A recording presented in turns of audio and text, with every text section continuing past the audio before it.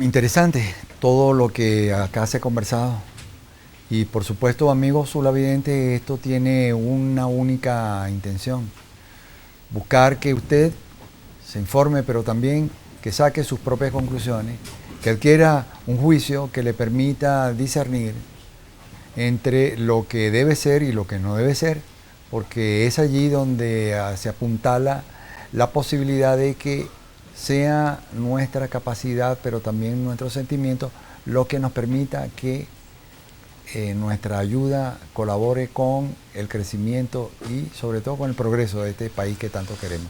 Bueno, nuestro invitado presidente del Consejo Municipal de los Derechos Niña, Niña y Adolescente, Diego Rimmer, pues quedó justamente en el momento en que va a decir cuál es el grave problema del gobierno en términos educativos. En términos educativos y sobre todo en sentido estricto refiriéndonos a esta consulta es la construcción de un proyecto de consulta por la calidad educativa sectorizado, la implementación de una política pública sectorizada sin reconocer la implementación del paradigma de la transdisciplinariedad en la política pública. ¿Qué quiere decir esto? El gobierno está reconociendo la educación solamente como la interacción del infante y del adolescente ante el plantel escolar, con el docente. No está contemplando la educación como un proceso integral. Aislado.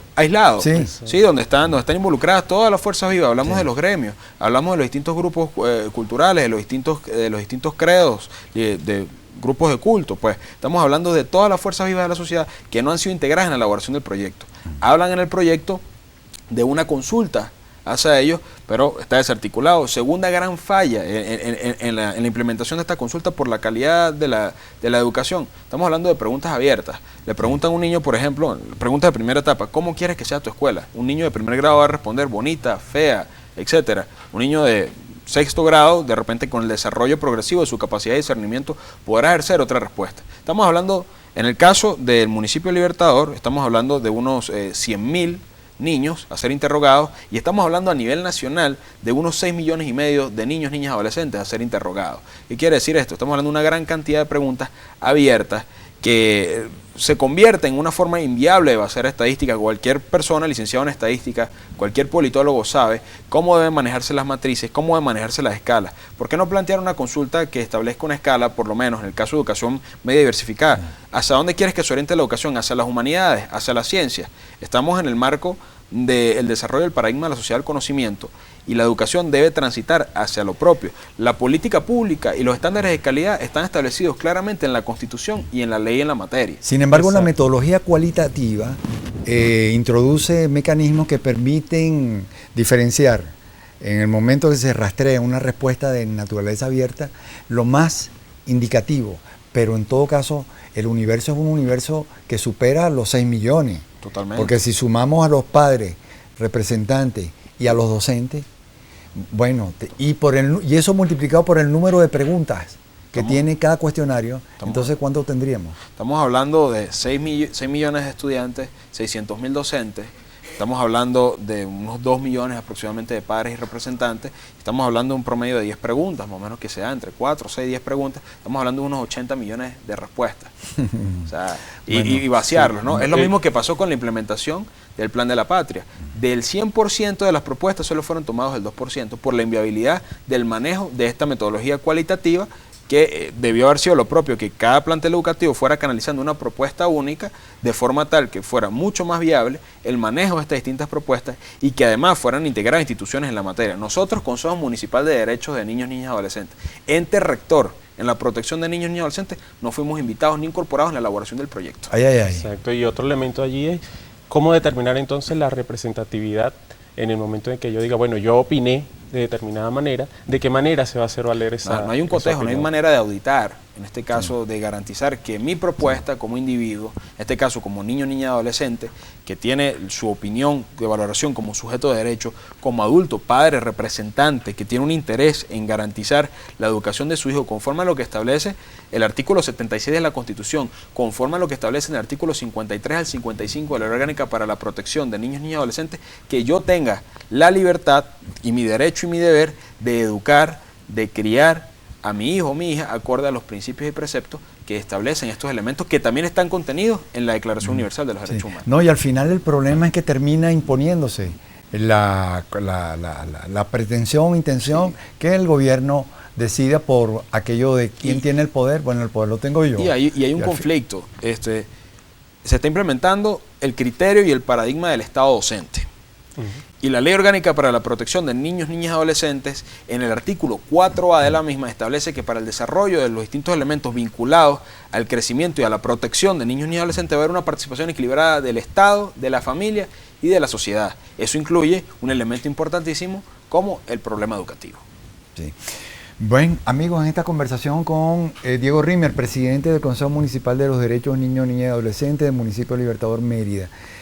Diego, aquí hay otra cosa que no podemos despedir al programa sin tocarle, que tiene que ver con algo que se traduce en denuncias, que tiene que ver con el maltrato indirecto hacia el niño y que está visto a través de lo que es esta colección bicentenaria, porque esta colección bicentenaria no es otra cosa sino un reflejo de un proyecto ideológico que busca en el niño, formar ese nuevo hombre del cual habla, pero que no es otra cosa sino un hombre sometido, subordinado a lo que se traza un gobierno pues anarquista. Bueno, esencialmente observamos que la implementación de la colección Bicentenario está en el marco de la construcción del nuevo currículum bolivariano, que en este caso es el fin último de dar legalidad y legitimidad a través de la consulta por la calidad educativa a esos textos para que los docentes del país puedan implementarlos, ¿verdad?, para el desarrollo integral. Hoy son un material de apoyo, mañana serían un recurso obligatorio. Observamos cómo esos textos, desde mismísimo primer grado hasta la educación media diversificada, incurren en grandísimas imprecisiones de carácter histórico, grandísimas imprecisiones de carácter geográfico, grandísimas imprecisiones de índole de lo que es el manejo de las ciencias naturales, asimismo con un fortísimo contenido adoctrinador e ideologizador, donde se manipula el sentido y alcance de lo que es el crecimiento y la generación del pensamiento crítico en el ser humano, que atenta directamente en contra de lo que establece la Constitución y la Declaración Universal de los Derechos Humanos. Sí, la universalización del conocimiento no está ahí presente por ningún lado. Además que hay carencias, hay vacíos a lo largo del desarrollo que explica la evolución del país. Hay unos vacíos tremendos de los cuales se aprovecha esta colección bicentenaria para inculcar su ideología. Y no solo eso, bueno, hablamos del uso de lo que son los autores, ¿no? Por el marco de lo que es la historia de Venezuela, propiamente hay una gama muy reducida de autores, han sido criticados en este caso, por autoridades de la Academia Nacional de la Historia, por autoridades de la Universidad Católica Andrés Bello, por autoridades de nuestra propia Universidad de los Andes, de nuestra Escuela de Historia. Hemos observado cómo en un libro de matemática de cuarto grado te hablan con contenido ideológico de elementos que no están vinculados al desarrollo de las matemáticas. El contenido que ahí se explica está muy por debajo del nivel académico de lo que debe ser un niño o niña de cuarto grado. Asimismo, observamos en libros de geografía o de ciencias sociales, de educación bachillerato, educación media diversificada, imprecisiones, inclusive confusión de términos, y la cita continua a autores. No estamos, digamos, en contra de que se cita autores extranjeros, pero por lo menos se citan autores de un solo país, que bueno, todo el mundo conoce la isla de Cuba en este sentido, y pues observamos cómo hay un descarte a autores venezolanos, autores de otros elementos, en el entendido que el conocimiento no está circunscrito a un espacio geográfico, no está circunscrito a una corriente del pensamiento, y que la sociedad del conocimiento en la aldea global, en un mundo globalizado como el de hoy, debe ser ampliado como lo concibe nuestra universidad y como debe ser el desarrollo integral en una sociedad pues